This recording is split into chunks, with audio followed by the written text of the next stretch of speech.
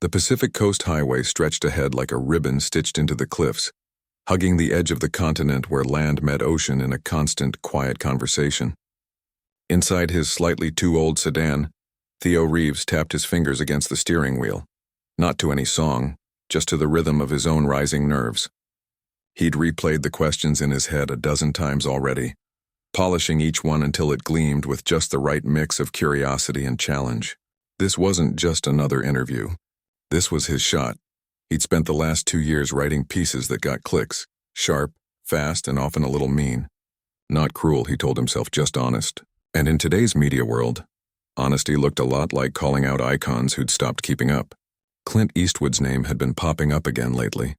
Not for a new film, but for old quotes, old roles, old ways of thinking that didn't quite fit the current moment. Theo's editor had raised an eyebrow when he pitched the idea. "You sure you want to go after him? He doesn't talk much anymore." That was exactly why Theo wanted it. Silence made people mysterious. Mystery made people interesting. And if he could crack that silence with the right question, he might just land the story that put his name on the map. He slowed the car as the GPS announced he was near his destination. The ranch wasn't flashy, no tall gates or security cameras visible from the road.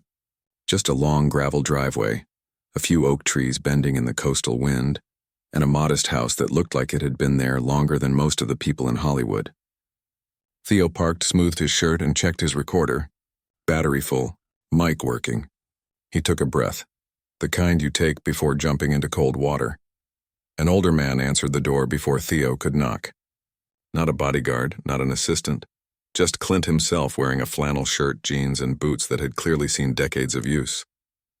His hair was silver, his face lined like a well-read map, but his eyes were sharp, calm, and watching Theo with a kind of quiet patience that made the younger man feel suddenly underdressed, not in clothes, but in intention. "Come on in," Eastwood said, voice low and steady, like gravel rolling under a slow tide. Inside, the house smelled of wood, coffee, and something faintly herbal, maybe sage from the garden outside.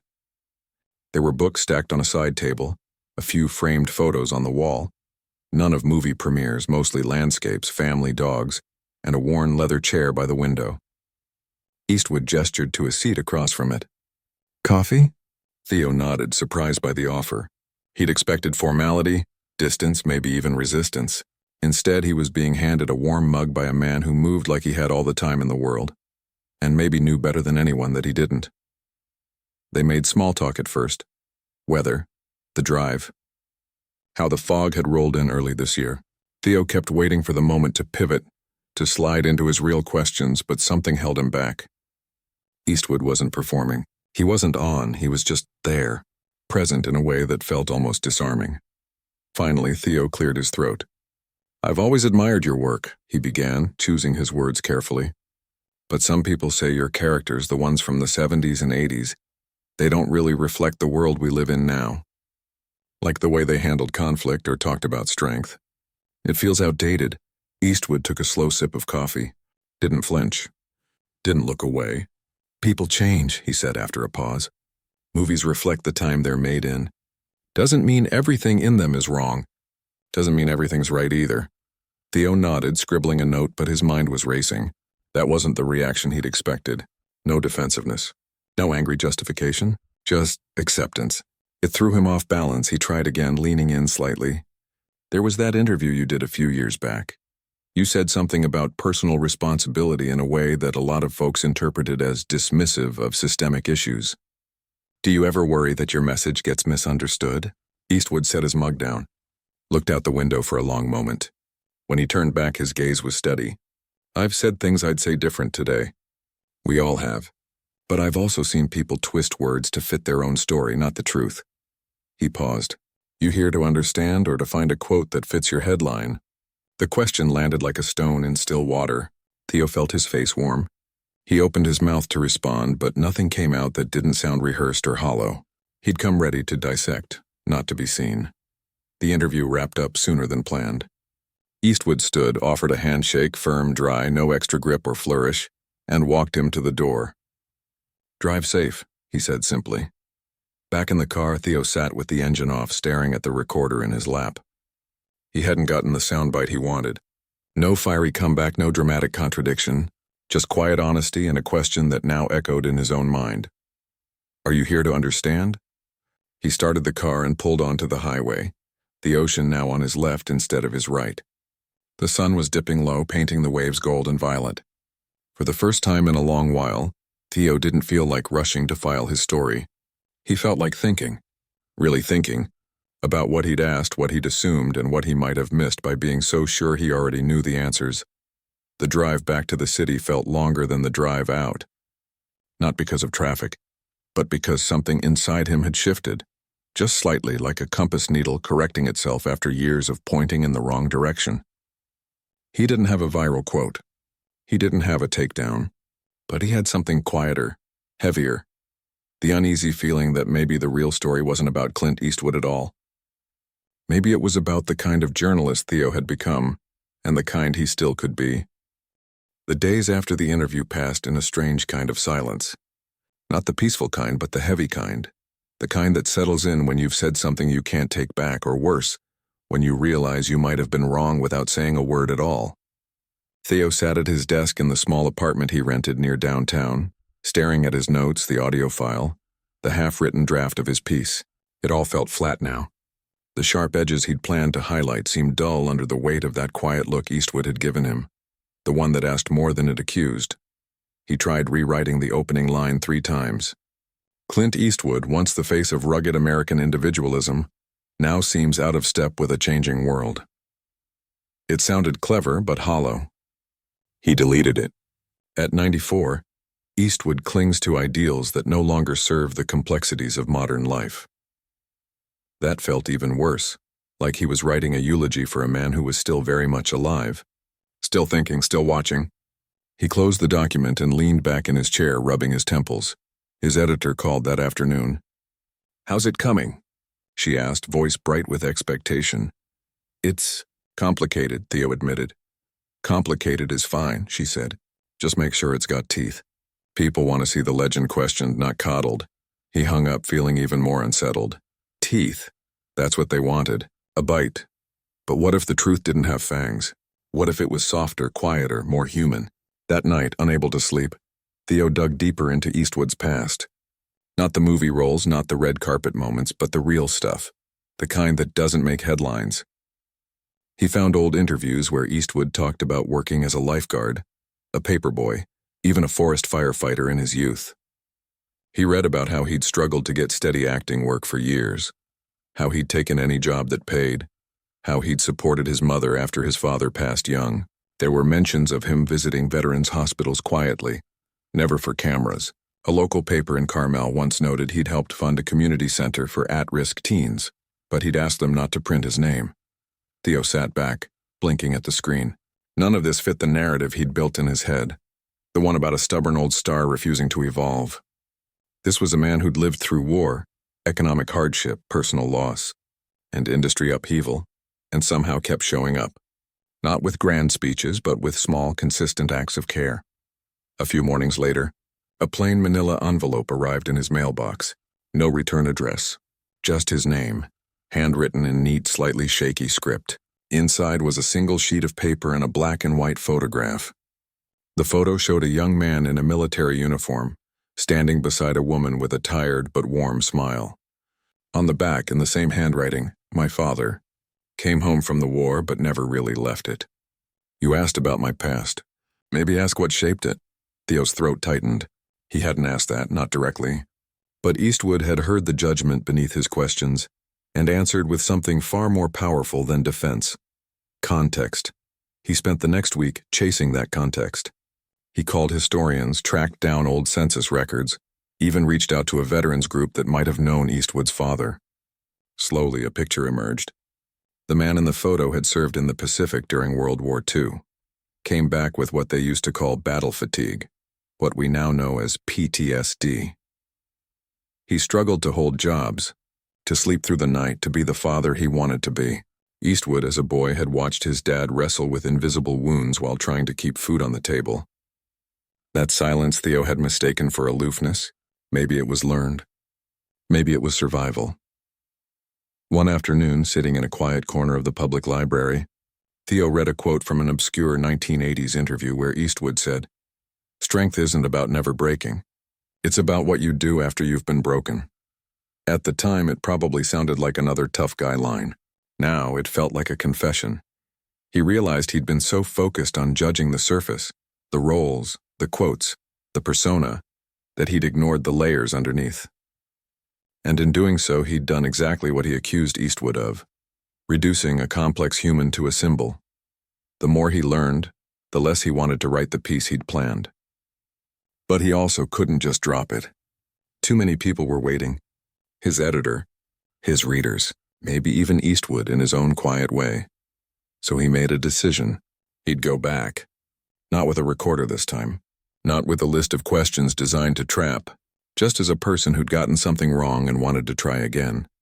He drove to Carmel once more, this time without calling ahead.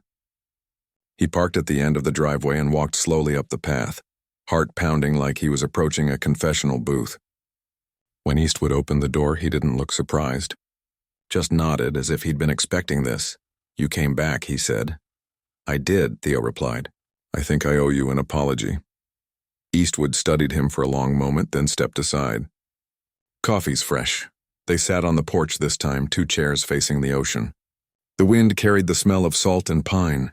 No recorders, no notebooks. Just 2 men, decades apart, trying to bridge a gap built on assumptions. "I thought I was being bold," Theo admitted after a while, asking hard questions, holding people accountable, but I wasn't really listening. I already had my story written before I walked in the door. Eastwood sipped his coffee. "Happens more than you think," he said. "People hear what they want to hear. See what fits their picture. Doesn't make them bad, just incomplete." "Why did you send me that photo?" Theo asked. "Because everyone's got a story behind their silence," Eastwood said. "Mine's not special, just mine. My dad never talked about the war, not once. But I saw how it lived in him. In the way he'd jump at loud noises, how he'd stare out the window like he was still somewhere else. I learned early that words aren't always the best way to carry pain. Sometimes you just live through it. Try to do better than the last generation." Theo looked out at the waves, feeling something shift inside him. Not a dramatic revelation, but a quiet realignment. He thought about his own father.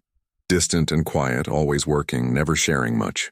Had he ever really tried to understand why? They talked for hours that afternoon. Not about politics or fame or legacy. About work. About loss. About the strange comfort of routine. Eastwood spoke of directing not as power but as service. Helping others tell their stories well. He mentioned how much he missed his dog who'd passed the year before. How he still talked to him sometimes out loud when no one was around. When Theo finally stood to leave, the sun was low again, painting the sky in soft oranges and purples. Eastwood walked him to the car. "You don't have to write anything," he said. "But if you do, write what's true." "Not what sells," Theo nodded. "I will." And for the first time in a long time, he meant it. Not as a journalist chasing a headline, but as a person trying to get it right. The city felt different when Theo returned this time. Not louder or brighter, but somehow heavier, as if the air itself carried the weight of all the things he'd misunderstood. He walked past coffee shops where people scrolled through headlines that reduced whole lives to hot takes, past billboards selling rebellion in designer clothes, past news vans parked outside courthouses chasing the next scandal. Everything seemed built on speed, on surface, on certainty, and he no longer felt certain about anything. Back at his desk, he opened the draft of his original article and deleted it without reading it again. It wasn't just wrong, it felt dishonest, like wearing someone else's skin. He sat with a blank page for a long time, fingers hovering over the keys, unsure how to begin. How do you write about a man who refuses to perform for the world? How do you explain quiet decency in an age that rewards noise? He didn't start with Eastwood. He started with himself. He wrote about walking into that ranch thinking he knew the story before he'd even heard it. About how easy it is to label someone out of touch when they don't mirror your own beliefs. About the arrogance of assuming that because someone doesn't speak often, they have nothing to say.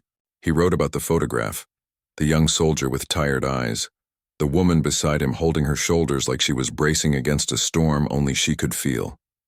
He described how that single image had unraveled everything he thought he knew. But he didn't publish it right away. Something still felt off. It was honest, yes, but it centered him, his journey, his realization. And that wasn't the point. The point was Eastwood, not as a symbol, not as a relic, but as a person who'd lived through decades of change without losing his core, even if that core wasn't flashy or fashionable. So he dug deeper. He reached out to people who'd worked with Eastwood over the years. Not the famous co-stars, but the grips, the set dressers, the local carpenters hired for his films in Carmel. One retired electrician told him how Eastwood always made sure crew members got meals before he did, how he remembered their kids' names. A woman who ran a small diner near his old office said he'd come in every Tuesday for 20 years, order the same thing, and leave generous tips with a quiet thank you that never felt like a performance. Then there was the Veterans Housing Project. It wasn't listed on any charity website. No press releases. Theo only found it because a former social worker mentioned it in passing during a phone call. He's been helping for years, she said. Never wanted credit. Just asked if they needed paint, or new mattresses, or someone to fix the roof. Showed up himself sometimes, in an old truck wearing work gloves. Theo drove out to the facility one Saturday morning. It was modest, a converted motel on the edge of town, painted in soft blues and greens, with a small garden out front. He didn't go inside. Just stood by the fence for a while, watching residents sit on benches, talking, reading, tending to tomato plants. A place where people who'd been broken by war could find a little peace. Funded, in part, by a man the world kept calling out of touch. That night he rewrote the piece again. This time he didn't lead with his own guilt. He led with the silence, the kind that isn't empty, but full of work done without applause, of care given without expectation, of a life lived by example rather than explanation. He wrote about how Eastwood's strength wasn't in his words but in his consistency, how he'd shown up for his family, his crew, his community, not because it would look good, but because it was right. He titled it simply, "What I Learned When I Stopped Trying to Trap a Legend." His editor read it in silence. When she looked up, her eyes were softer than usual. "This isn't what I expected," she said. "I know," Theo replied. "But it's what's true." She nodded slowly. "Run it." The article went live on a Tuesday morning. By noon his inbox was full, not with angry comments or praise, but with messages from people who'd seen their own fathers, uncles, neighbors in Eastwood's story. A teacher wrote, "My dad never talked about Vietnam either. I spent years thinking he was cold. Maybe he was just carrying something I couldn't see." A young filmmaker said, "Thank you for reminding us that quiet people aren't empty. They're often the deepest." The piece didn't go viral in the usual sense. No memes, no outrage clips. But it spread quietly, like ripples from a stone dropped in still water. Book clubs discussed it. Journalism schools used it as a case study in ethical storytelling. A veterans group shared it with a note. "This is why we don't always speak, but we're always here." Eastwood never commented publicly. No interview, no tweet, no statement. But 2 weeks after the article ran, Theo found another envelope in his mailbox. Inside was a single sentence on a torn piece of notepad paper. "Truth doesn't need a spotlight. It just needs someone willing to look." He kept it pinned to his bulletin board, next to a photo of his own father, another quiet man he was only now beginning to understand. Months passed. Theo stopped chasing controversy. He started listening more, writing slower. He took on fewer assignments but poured more of himself into each one. He even began visiting the Veterans Housing Project on weekends, not as a reporter, but as a volunteer, helping with repairs, sharing coffee, sitting in comfortable silence with men who'd seen too much and said too little. One evening, as he was leaving the facility, an older resident stopped him. "You're the writer," the man said, not unkindly. "I used to be," Theo replied. "Now I'm just trying to be a decent person." The man nodded, as if that made perfect sense. "Decent's harder than famous," he said, "but it lasts longer." Theo drove home that night with the windows down, the cool air brushing his face. He thought about Eastwood on his porch, looking out at the ocean, not trying to prove anything. not needing to, just being. And in a world that demanded constant performance, that kind of stillness wasn't outdated. It was revolutionary. He didn't know if he'd ever speak to Eastwood again, but he didn't need to. The lesson had been given. And this time he'd been ready to receive it. The article kept echoing long after it should have faded. Not in the way viral stories usually do, with hot takes and think pieces and people shouting over each other online, but in quieter, more lasting ways. A high school teacher emailed Theo to say she'd read parts of it aloud in her ethics class. A retired firefighter wrote that it reminded him of his own father, a man of few words who'd spent his life fixing things without ever asking for thanks. Even Theo's old journalism professor sent a note. "You finally wrote like a human, not a headline machine." But the strangest thing wasn't the messages.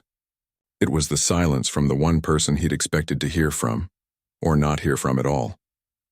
Eastwood never acknowledged the piece publicly. No interview, no quote to a gossip site, not even a whisper through mutual contacts. And somehow that silence felt like the loudest approval of all. Still, Theo couldn't shake the feeling that something was unfinished. Not because he needed closure, but because he'd been given a gift, a rare kind of honesty, and he wasn't sure he'd done enough with it. Writing one truthful piece wasn't the same as living truthfully. He'd changed his words, but had he changed his life? He started saying no more often. No to rushed assignments. No to stories that felt like traps dressed up as journalism. No to the pressure to turn every human being into a symbol, hero or villain, relic or rebel. Instead, he began looking for the in-between spaces, the gray areas where real people actually live. He profiled a mechanic who taught himself engineering from library books. He spent a week with a community gardener who turned vacant lots into food sources for neighbors. None of it screamed clickbait, but all of it felt real. His editor, surprisingly, didn't push back. "You've found your voice," she told him one afternoon over coffee. "Don't lose it chasing noise." Around that time, Theo got a call from a small nonprofit that supported young journalists from underrepresented backgrounds. They'd read his Eastwood piece and wanted him to lead a workshop on ethical storytelling. He almost said no, public speaking wasn't his thing, but then he remembered that porch in Carmel, the way Eastwood had listened more than he spoke, and how that had changed everything. Maybe listening was something worth teaching. The workshop was held in a converted warehouse on the edge of the city. The room was full of eager faces, young people with notebooks, recorders, and the same hunger Theo once had, though their questions were kinder, more curious. One asked, "How do you know when you're being fair to your subject?" Another, "What if the truth isn't dramatic enough to get attention?" Theo didn't give polished answers. He told them about his own mistakes, about walking into a room thinking he already knew the story, about how easy it is to confuse skepticism with wisdom. The real work, he said, isn't in finding the flaw. It's in finding the humanity, even when it's buried under years of silence or pain or just plain stubbornness. After the session, a young woman stayed behind. She was quiet with sharp eyes and ink-stained fingers. "I've been assigned to interview a local activist," she said, "but I'm scared I'll get it wrong, that I'll flatten her into a poster instead of seeing her as a person." "Then don't go in with a story," Theo said. "Go in with curiosity. Ask what shaped her, not just what she believes. And be ready to be surprised," she nodded, and something in her expression reminded him of himself. Before the ranch, before the photograph, before everything shifted. That night, he sat at his kitchen table with a cup of tea, flipping through old notebooks. He found the one from the first interview, the one filled with sharp questions and underlined assumptions. He almost threw it away but stopped himself. It was a reminder, not of failure but of growth. A few weeks later, he received an unexpected invitation. A film festival in San Francisco was hosting a small retrospective on Eastwood's directing work, not the action films, but the quieter ones. Million Dollar Baby, Gran Torino, The Bridges of Madison County. They wanted Theo to moderate a panel on legacy and listening in modern storytelling. He hesitated. He didn't want to become the guy who wrote about Eastwood, but then he thought, maybe that wasn't the point. Maybe the point was to keep the conversation going, to show that respect isn't the same as worship, and that understanding doesn't require agreement. He said yes. The night of the event, the theater was packed, not with celebrities but with film students, longtime fans, and ordinary people who'd grown up with Eastwood's characters as part of the cultural landscape. During the panel, Theo didn't talk much about the interview. Instead, he spoke about how Eastwood's best films weren't about heroes. They were about flawed people trying to do the right thing, often too late, but trying anyway.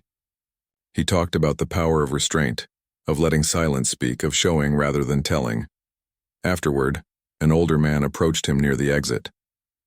He had kind eyes and a worn leather jacket. "You got it right," he said simply. "Most people only see the glare of the spotlight." You looked behind it. Theo thanked him, heart pounding slightly. He didn't ask the man's name. He didn't need to. The moment felt like a quiet passing of the torch. Not of fame, but of responsibility.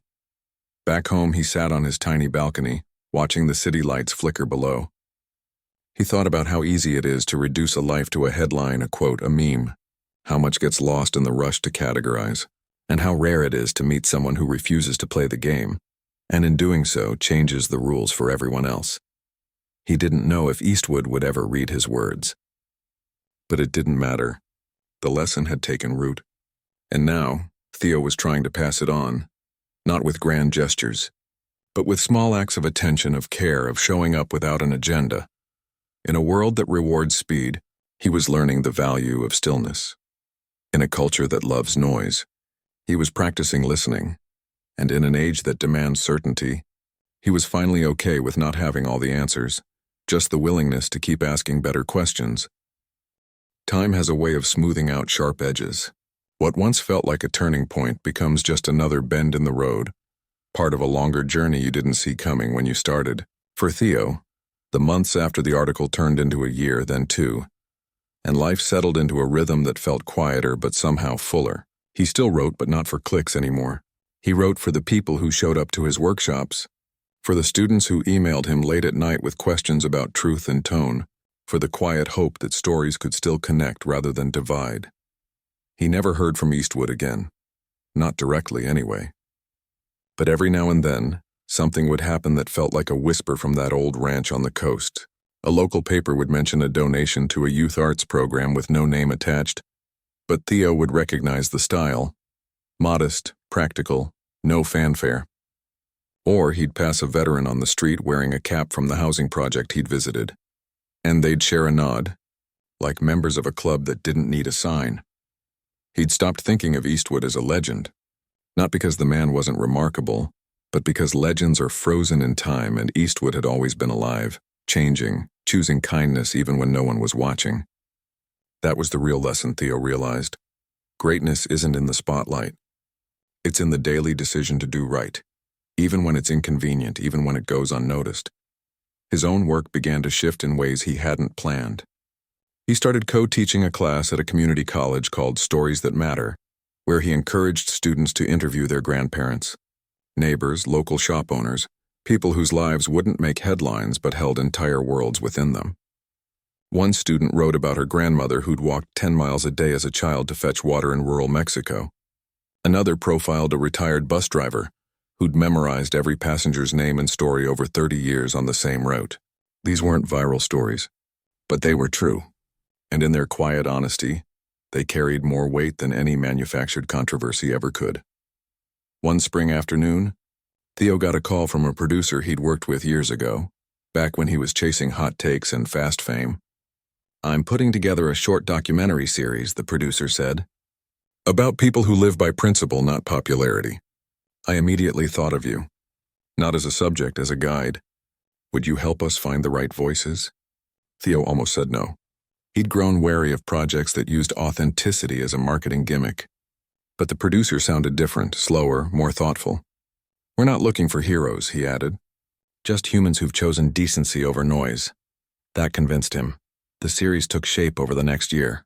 They filmed a librarian in a small town who'd turned her branch into a safe haven for unhoused teens, a former gang member who now ran a woodworking shop for at-risk youth, a nurse who'd worked through 3 pandemics and still showed up with the same calm smile. None of them wanted fame. Most asked to keep their faces blurred or voices altered, but they all agreed to share their stories, if it might help someone else feel less alone. When the first episode aired, it didn't trend. It didn't break records, but letters started coming in, from teachers, from veterans, from teenagers who said, This made me call my grandpa for the first time in years. That was enough. Around the same time, Theo received a small package in the mail. No return address, just his name in familiar handwriting. Inside was a plain wooden box, hand-sanded smooth with a note tucked beneath it. Made it myself. Thought you might like a place to keep your better questions. He ran his fingers over the grain, feeling the care in every curve. It wasn't valuable in the way the world measures value, but it was priceless in the way that matters. Crafted with time, offered without expectation, carrying the weight of mutual respect. He placed it on his desk, right next to the photo of his father. Years passed. Theo never became famous. He didn't win big awards or land a book deal with a major publisher, but he built something quieter and more lasting: trust. People knew that if he wrote about you, he'd try to see you fully, not just your stance, not just your past mistakes, but your whole messy, trying to do better self. And in a strange twist that became its own kind of influence, young journalists started citing his work not for its style, but for its integrity. Editors began asking, what would Theo do? Before greenlighting a piece that felt too sharp, too eager to wound, he'd become a quiet standard, not of perfection, but of care. One evening, while walking his dog along the beach near his new home up the coast, Theo saw an old man sitting alone on a bench staring out at the waves. He didn't recognize him at first, just another figure wrapped in a sweater against the evening chill. But as he got closer, something in the posture, the stillness, felt familiar. He slowed his pace. The man turned slightly and their eyes met. No words were exchanged. Just a nod, a small knowing lift of the chin. Then the man looked back at the ocean, as if he'd been waiting not for Theo, but for the tide. Theo kept walking, heart steady, not racing. He didn't stop to speak. He didn't pull out his phone. He just carried the moment with him. The quiet acknowledgement between two people who'd learned, in different ways and at different times, that the loudest truths are often spoken in silence. Later that night, he sat on his own porch, the wooden box open beside him. Inside were a few mementos. The first letter from Eastwood, a thank you note from a student, a seashell his niece had given him, and a new blank notebook ready for the next story worth telling. He thought about how the world always seems to be shouting, about who's right, who's wrong, who's relevant, who's obsolete. But real change, he'd learned, rarely comes from noise. It comes from the slow, steady work of seeing each other clearly, of listening without an agenda, of choosing empathy over exposure. The story hadn't ended with a stunning quote or a dramatic reveal. It had ended with a choice to keep showing up, to keep trying, to keep believing that people are more than the worst thing they've said or the roles they once played. And in the end, that was the most human story of all.